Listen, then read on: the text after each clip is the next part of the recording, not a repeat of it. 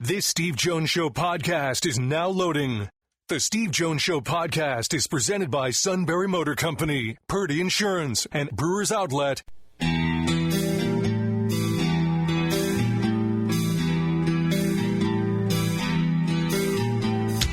Bringing you an in-depth look at Penn State sports and more. This is the Steve Jones Show on News Radio 1070 WKOK. The Steve Jones Show is presented by Sunbury Motor Company, Purdy Insurance, and Brewers Outlet. Now from the Sunbury Motors Studio, here's Steve Jones. And we welcome you to the show. Great to have you with us on the show today. Opening half hour brought to you by Sunbury Motors, 4th Street in Sunbury, Sunbury Motors Kia.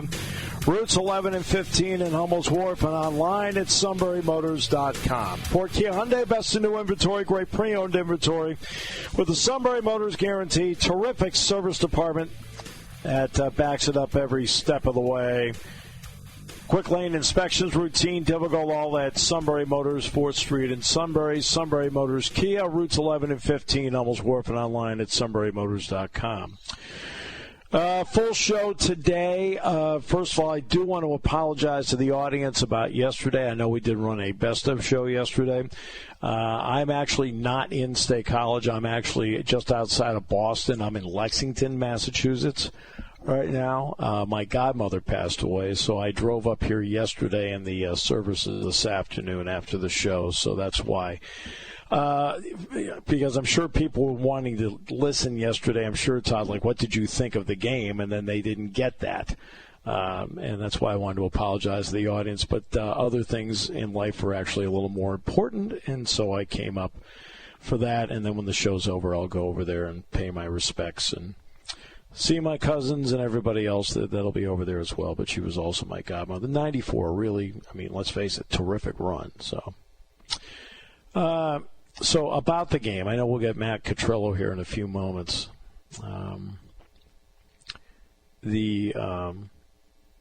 Look, I think it's obvious. I mean, Drew will be the first to tell you he wasn't sharp on Saturday.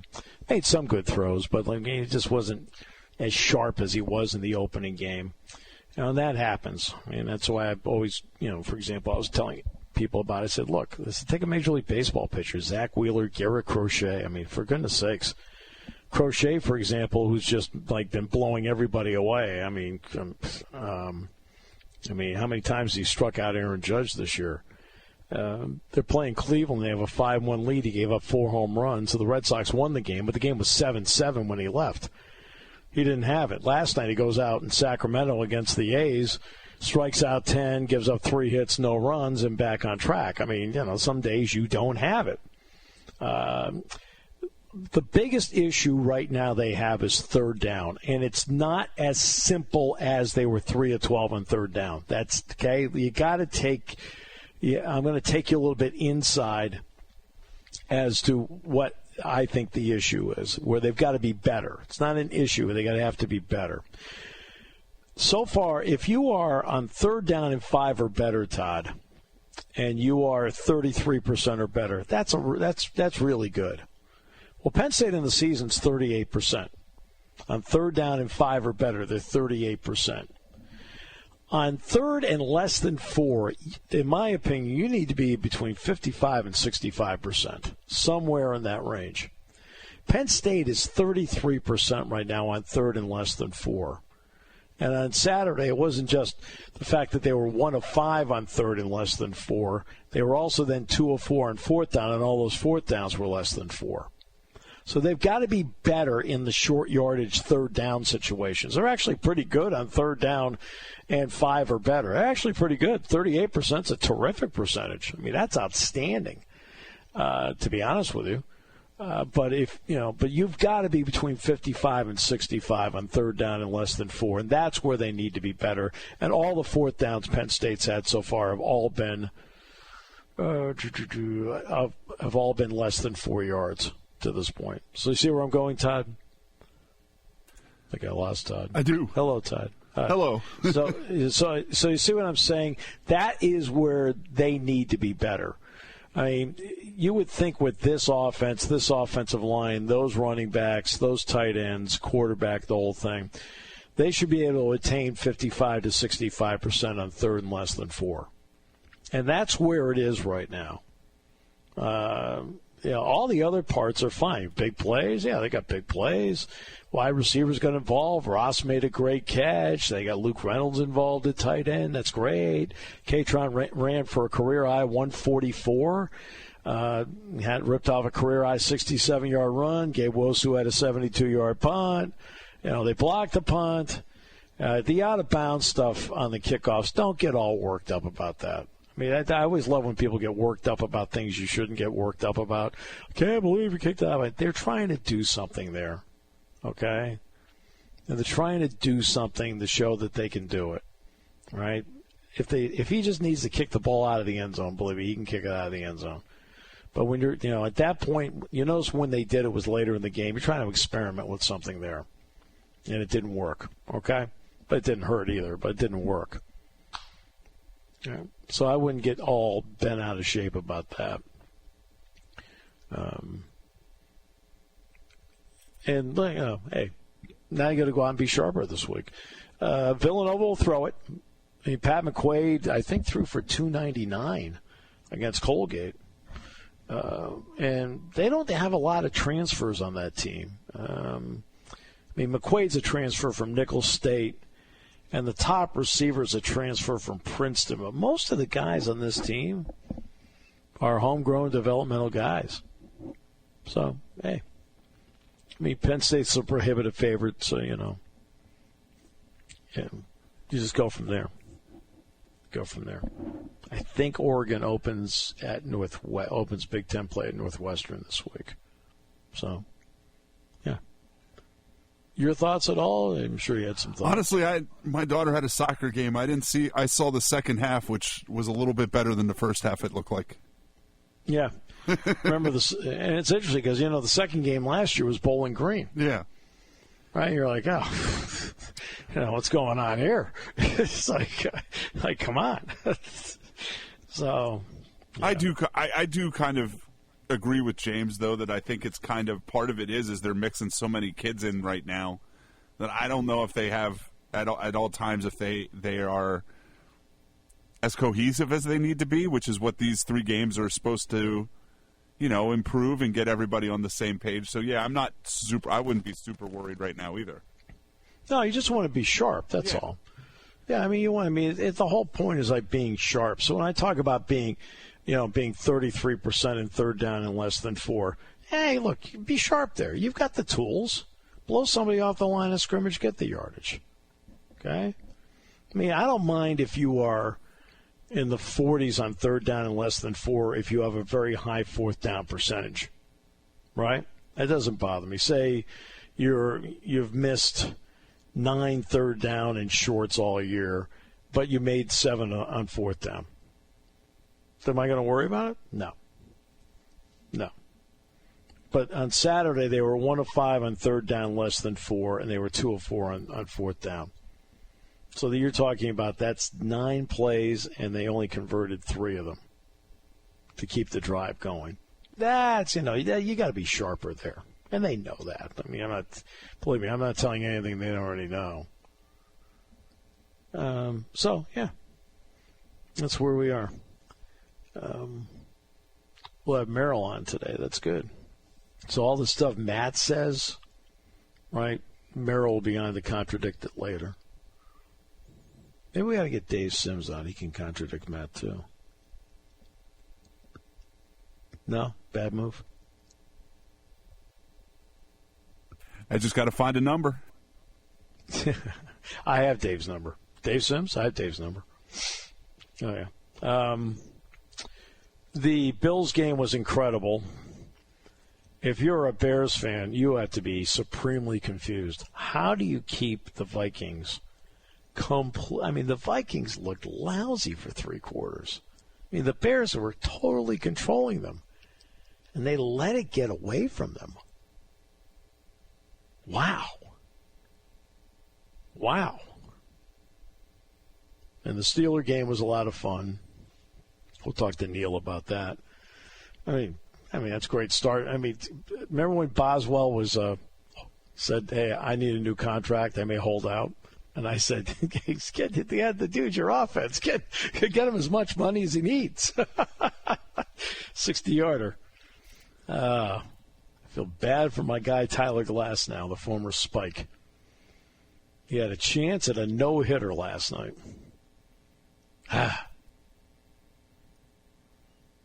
He lost in the ninth inning. That's twice now the Dodgers have lost no-hitters in the ninth inning. At least they didn't lose this game. No, I know. The other one, they lost the no-hitter in the game. That's not good. Right? You feel at that point like, what the hell are we doing wrong here? Oh, well. Do you want to go right to Matt? No, we'll take a break because I think, before the audience hears Matt, they need a break. Here on News Radio 1070 WKOK. Party time, game time, or just fun time. Doesn't matter what time it is because it's Brewers Outlet time. The beverage supermarket has the area's largest beer selection. Imports, microbrews, ciders, and domestics. Pick from over 100 ice-cold 12-packs and dozens of 24-ounce singles. Soda, snacks, hot sauces, fresh roasted peanuts. Make it one-stop party shopping, and don't forget the pickle bar. So whatever you're celebrating or just doing it up, Brewers Outlet, Reagan Street, Sunbury wants to see you. And thank you for your years of patronage.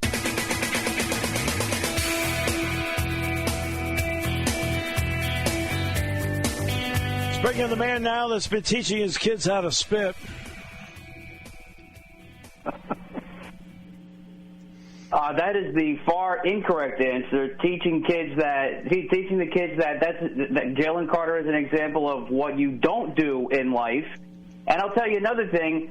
My soon-to-be 2-year-old, John Paul, is way smarter than Jalen Carter ever is, entirely. What he did the other night was completely unforgivable, and I still have not forgiven him for it and probably won't. Does he know? If he does, great. If he doesn't, great. Just get his rear end and keep his rear end on the football field. Keep himself out of trouble. I mean, this is exactly why I hated the draft pick in the first place, and I know, Steve, you were right there with me as far as that goes. He'll have the Rams game in the divisional playoffs last year, saving the Eagles season last year. He will always have that, but that doesn't mean I still have to like the guy. He's a heck of a football player when he's actually acting like a normal person. But when he pulls off stuff like this, it's almost not worth it. And he should be, I don't know if I want to go with suspended, but he definitely should be fined heavily. If I'm the Eagles, I don't care what the NFL does. If I was Jeffrey Lurie, I'd be fining him at least $100K. Because not only put aside the game, but that was one of the most important nights in franchise history where you're lifting the banner from the Super Bowl championship, you're on national TV, you're the opening game of the 2025 season, and you pull off that? I don't care what Dak Prescott may or may not have been doing at the time that it happened. You don't do that to the franchise, let alone put your teammates in that spot in the Week 1 game, but you don't do that to the franchise. That's what really bothers me about that whole thing. It's because he chose to be selfish on one of the biggest nights in franchise history. Well, I always laugh about people like Eagles fans, like, well, look what Dak did. Okay, Dak was on his side of the ball. Jalen Carter was not. Jalen Carter never should have been on that side of the ball. What's he doing? Exactly. And not only that, you can see. I mean, does it look maybe bad if you didn't listen to Dak Prescott's comments? Maybe, but if you listen to Dak Prescott's comments, he literally kind of joked and said, "Why would I do that?" That was what I read in his body language after he did spit. He's clearly trying to get away from his lineman, and then Jalen Carter clearly says something back to him when he first did it, as he said, and then Dak Prescott said in his press conference afterwards, "Why would I do that to somebody?" And that's exactly what it looked like. And then Jalen Carter spit in his face. I mean, just that whole notion of Dak trying to put him in that position is completely ridiculous. Yeah, no, it's again, the ball's there. You're not supposed to be on the other side of the ball at any point. until the ball snapped. Well, he's like 2 yards on the other side of the ball. Like, get back. Get back on your side of the ball. What are you even doing there? That's why the official came over. The official came over not because he thought that somebody was going to spit on somebody. He came over because Carter, in other words, like, get back. What are you doing? And that was just bad form. Aaron Judge, the leaves are starting to fall. Well, then here comes the big test for him, as we've been talking about pretty much all year. He made a heck of a catch in the field, so can he continue to do that, but also obviously bring the bat when he needs it most now that the leaves are starting to fall? That's where we're at right now. I mean, the Yankees somehow are off to a good start on this 4 straight series of playing tough teams that are in playoff contention right now. I said last week on the show to you, Steve, wake me up if the Yankees have a winning record and a decent winning record. And I'm not just talking one game above 500. If they have a good winning record after this 4-series stretch, and so far they're 4-2, they're off to a pretty good start, and I've been pleasantly surprised. But let's see what happens here against the Tigers and of course against Boston this weekend. Yeah, no. I mean, look, they're in the playoffs. I mean, they're clearly in at this point. And in a lot of ways, they're still a mess. I mean, let's be honest about it. Still a mess. Exactly, which is pretty sad. And that's why I said, I said this months ago, even if they make the playoffs, whether it's as a division champ at this point now, I guess it's in the equation, though I don't think it's going to happen. They're 2 games back. But whether they're in whatever position they're in the playoffs, they're a one-and-done team. This is still a heavily flawed team, and that needs a lot of fixing from the top down. Well, it's interesting. You want to know the difference between the Red Sox and the Yankees? I mean, it's really simple. The Red Sox are fun. The Yankees are not fun. They are painful to watch. I mean, unless they're hitting home runs, they're painful in the field, they're painful running the bases, and they look like they are having no fun at the game at all. None. 100%. And the same thing about the Phillies, too. They're a fun team to watch who know how to play the game the right way. Yep. You're 100% about that. Yeah, no, the Phillies are a really fun team to watch. I love watching the Phillies play. I mean, I don't get as much of a chance during this time of the year to do it. But, yeah.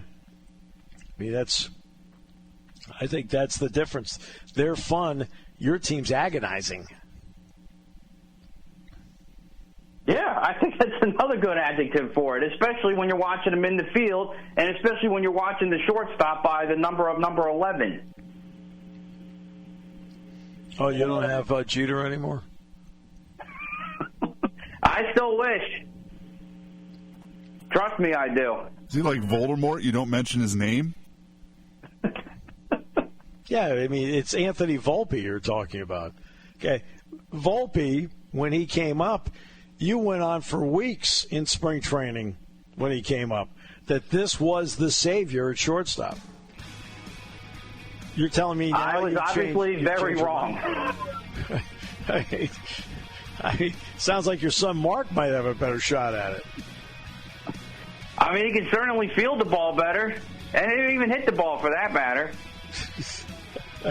It's just I've never seen such a downfall, like going from a Gold Glover to just making plays that even the Chinese Taipei kids aren't even making. It's an insult to Little League Baseball.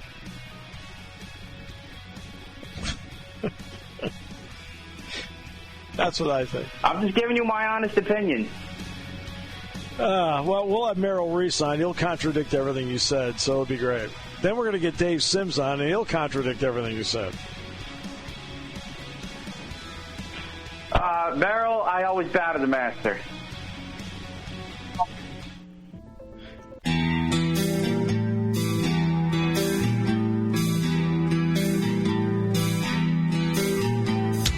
Bringing you an in-depth look at Penn State sports and more. This is the Steve Jones Show on News Radio 1070 WKOK. The Steve Jones Show is presented by Brewers Outlet, Sunbury Motor Company, and Purdy Insurance.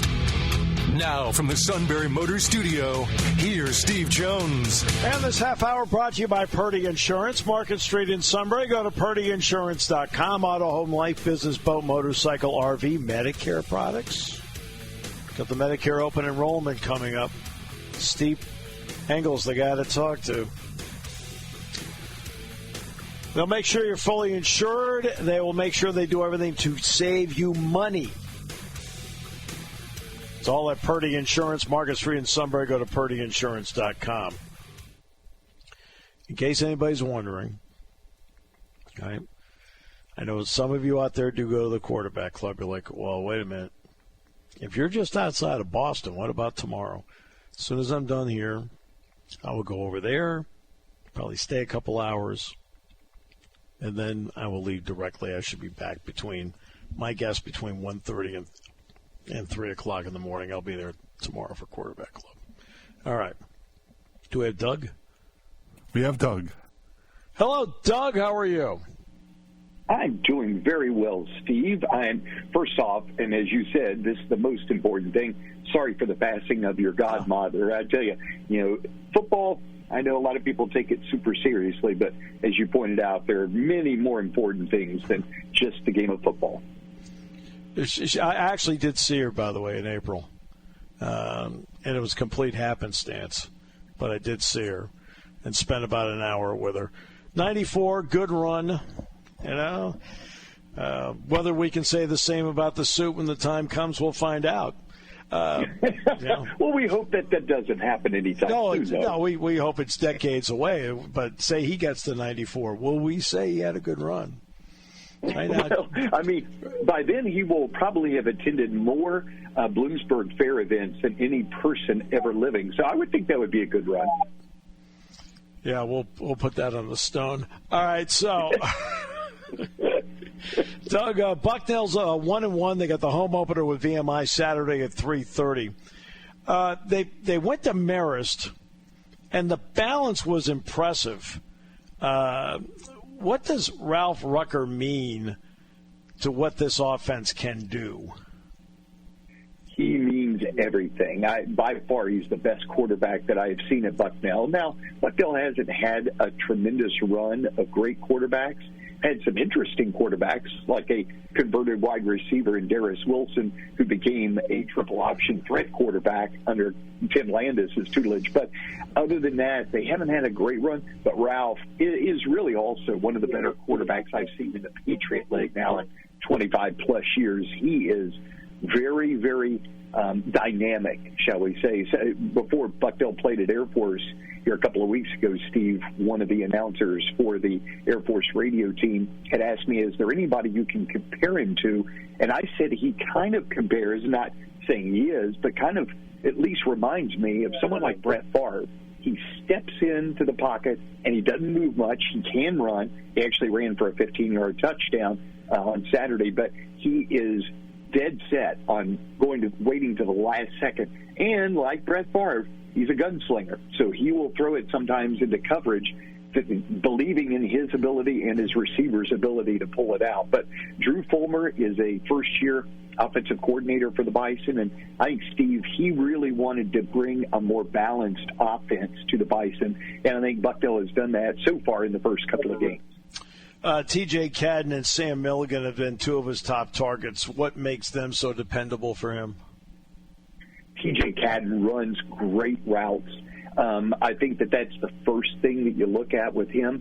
He knows where to go, and I think Ralph feels comfortable in where he's going to be, particularly if something starts breaking down. But both he and Nate Anderson can come back to the ball and do a great job in doing that. Cadden actually missed probably half of last year with the knee injury, but he came back. They weren't sure whether he was going to be able to go in that first game at Air Force, but he did go, made a couple of great catches there. And then, of course, last week he exploded. Last year he had returned 3 kicks, 2 punts, and 1 kickoff for touchdowns. and we kind of started nicknaming him instead of his name, TJ Cadden, TD Cadden, because he was scoring touchdowns, and he actually caught a reception for a touchdown last year at VMI as well. But the guy just can play football. You could see that in day one in practice in his fall camp when he was a freshman, and he's only gotten better. And Sam Milligan's also chipped in. I think Sam, out of Strathaven. And, he had 5 catches against Marist as well. He did. And, the interesting thing about Sam, he kind of started coming on towards the latter part of last year.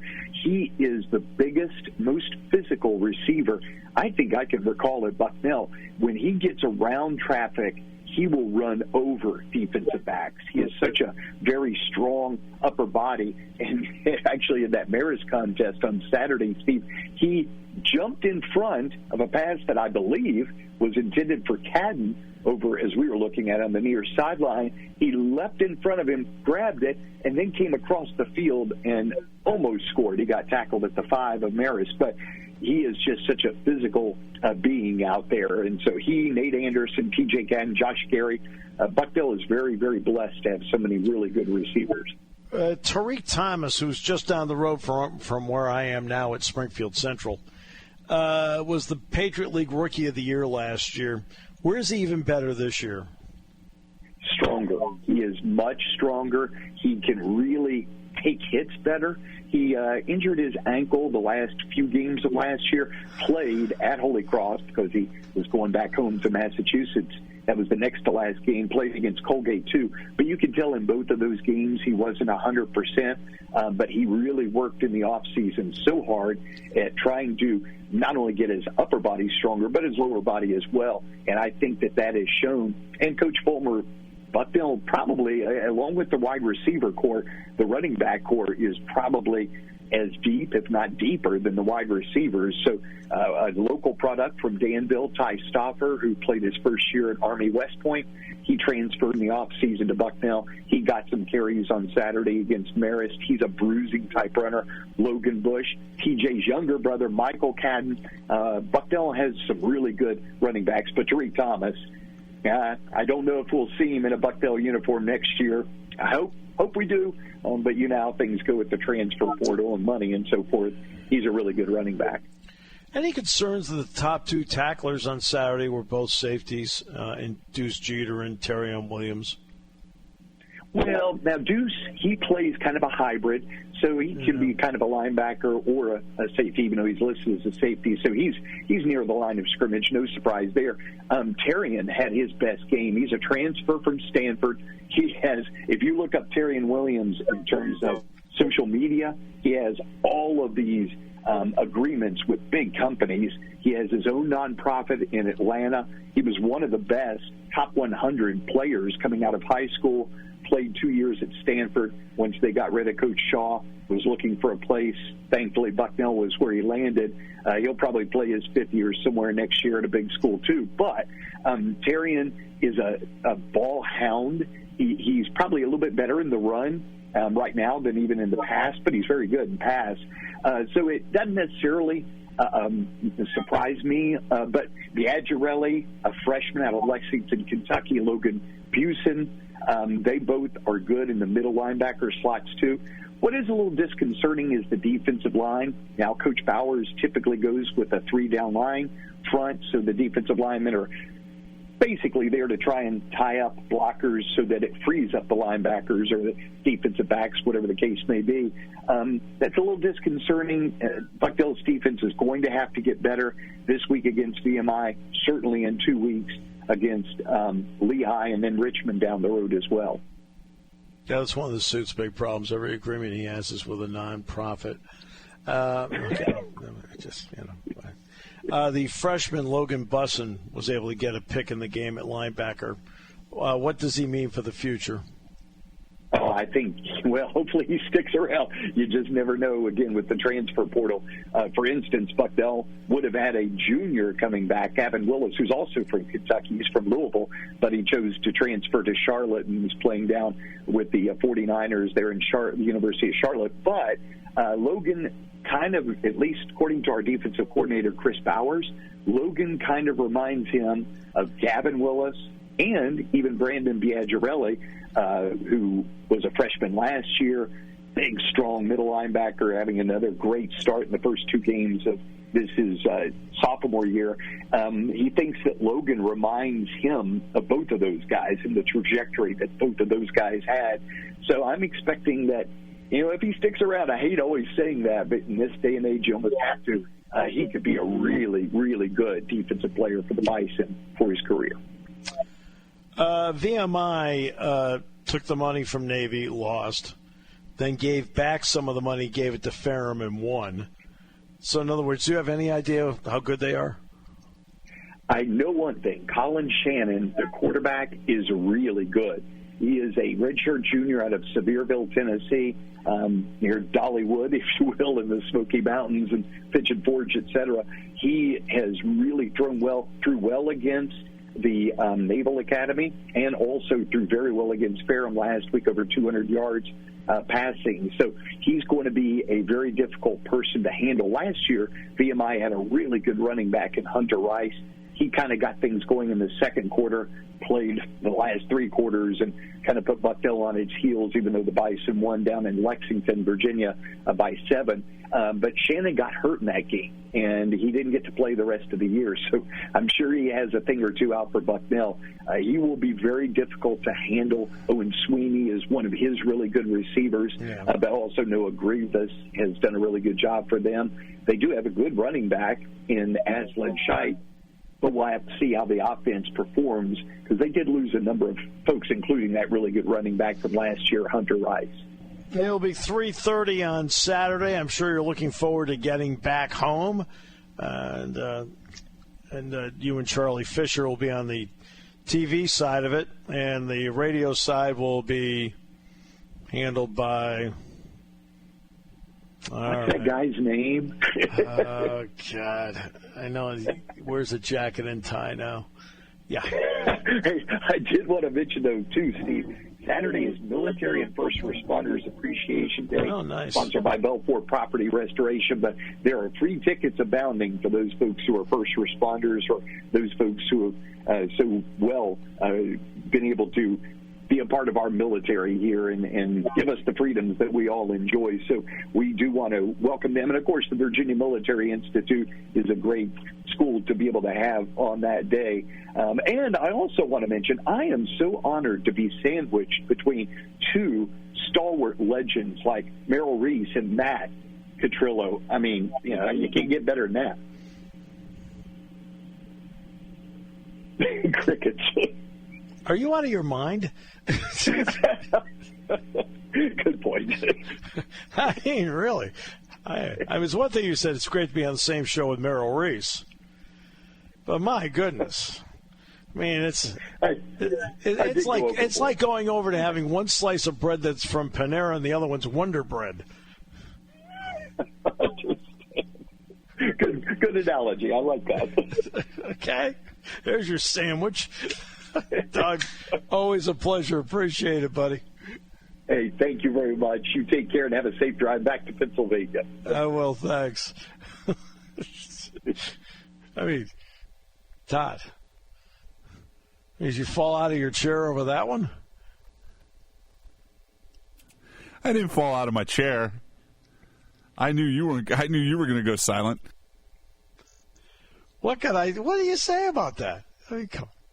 Jeez. I mean, 2 future Hall of Famers. Yeah, well, I mean, technically I am. It's technicality. It's Enfield and Center County. I got 2 of them, but yeah. Yeah. What Hall of Fame would Matt go into? Does District 4 have one? Slippery Rock alumni? I don't know.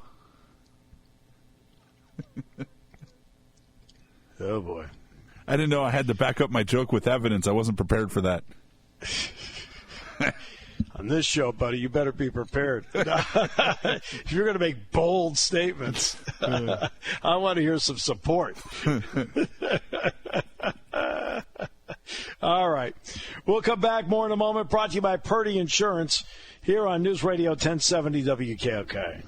A lot has changed since 1915 when the Mertz family began selling cars here in Central PA at Sunbury Motor Company. But one thing that hasn't changed is the Sunbury Motor Company's commitment to satisfying more customers, selling more cars, and providing you with a tradition of trust. Whether you visit Sunbury Motors Ford, Sunbury Motors Hyundai, or Sunbury Motors Kia, you know you're getting the area's best selection and best prices on both new and pre-owned vehicles. SMC's values of hard work and dedication are as prevalent today as they were over 100 years ago. They take pride in satisfying Central Pennsylvania's automotive needs and providing their customers with the best buying experience possible. Come visit Sunbury Motors Ford and Sunbury Motors Hyundai in the North 4th Street Auto Plaza, Sunbury, or Sunbury Motors Kia on the Strip in Hummel's Wharf. Sunbury Motor Company, owned and operated by the Mertz family since 1915.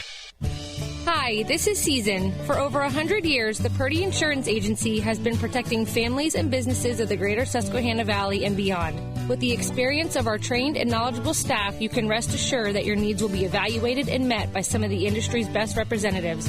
No matter what your insurance needs are, call Purdy Insurance today at 570-286-5855. Visit our website at purdyinsurance.com or check us out on Facebook to see what we can do for you.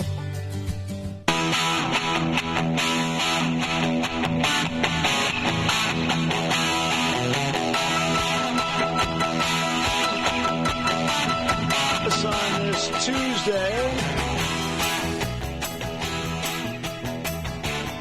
well, the Buffalo-Baltimore game was incredible. It's interesting about a game like that and a game like the Steelers and the Jets and a game like last night in the Vikings and the Bears. Yeah, I think you kind of walk away and don't know how good the Bills are, how good are the Ravens. I mean, how good are the Bears, how good are the Vikings, how good are the Steelers, how good are the Jets. Like, I don't think the final score tells you who won,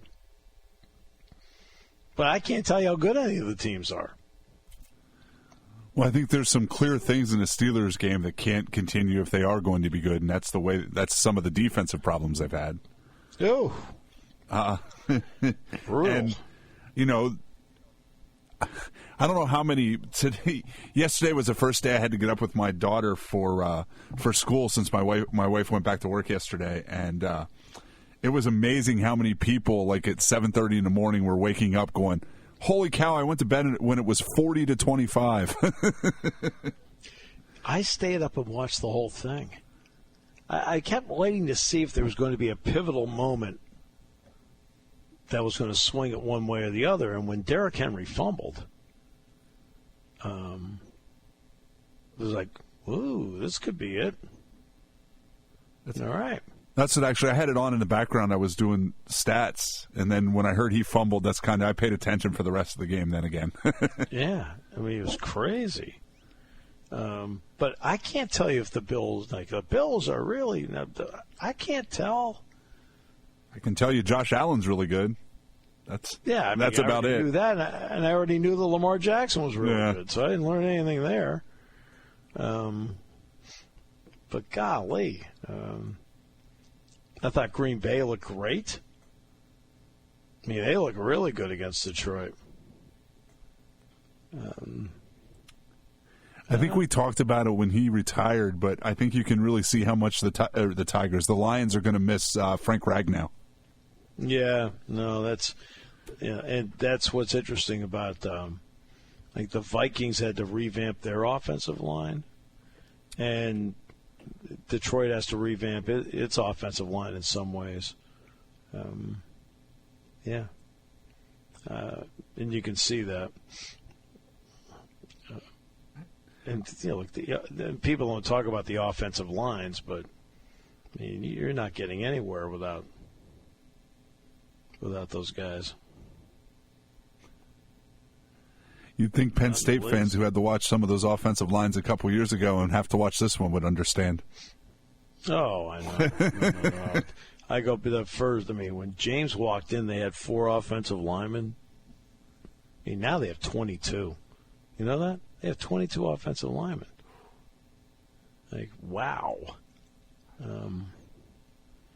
But they had 4 when they walked in. That's why they took Derek Dowry and Ryan Guy and moved them to the offensive line. They had no choice.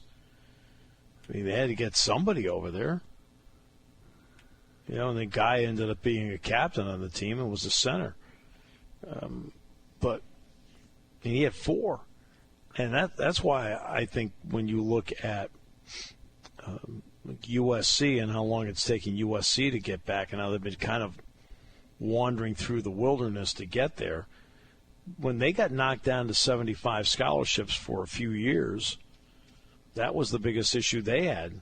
Remember all those great USC offensive linemen, I mean, legitimately great USC offensive linemen, one after another that were churned out by that program, right? And then all of a sudden, I mean, when's the last great USC offensive lineman that's been turned out? I mean, they haven't been able to recruit those guys. I mean, when they had the scholarships knocked down, they couldn't recruit as many offensive linemen. And when you have scholarships knocked down, your choices are, do I take the offensive lineman or do I take the wide receiver? 9 times out of 10, you take the wide receiver. I mean, that's the hardest part. The offensive line, to me, is the hardest part of the football team to develop. You have to get 5 guys working together to do that. And it's not just a simple case of I insert somebody else and we're just as good. No, it doesn't work that way. So Frank Ragnow, I'll just replace him. Replace a guy that's that good. I mean, if I were Dan Campbell, I'd be on the phone right now saying, you sure you want to stay retired? You sure? I mean, I would have a long talk with him just to make sure he is sure about not playing anymore. Did you get home in time to watch Kansas and Missouri on Saturday? What time was that game? I think it was 3:30. No. I was going to say Bo played real well. Yes, I saw that Bo played real well. I mean, it's, like I said, it's one thing that he played well against Arkansas Central, but to go and do that against Kansas, he's doing a great job out there. I'm thrilled for him. If you're around Bo for 10 minutes, you would become an instant fan of Bo. Just as a person, I just think he's a great guy.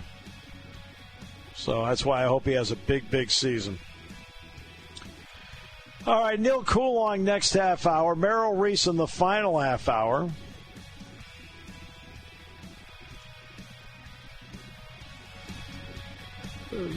Fans are wondering when the suit's coming back on. I explained for ratings reasons, not for a while. What? I could find something to do for a day. No, I don't think so. You're good. We'd have to sit there and talk about IndyCar right before the Steelers played.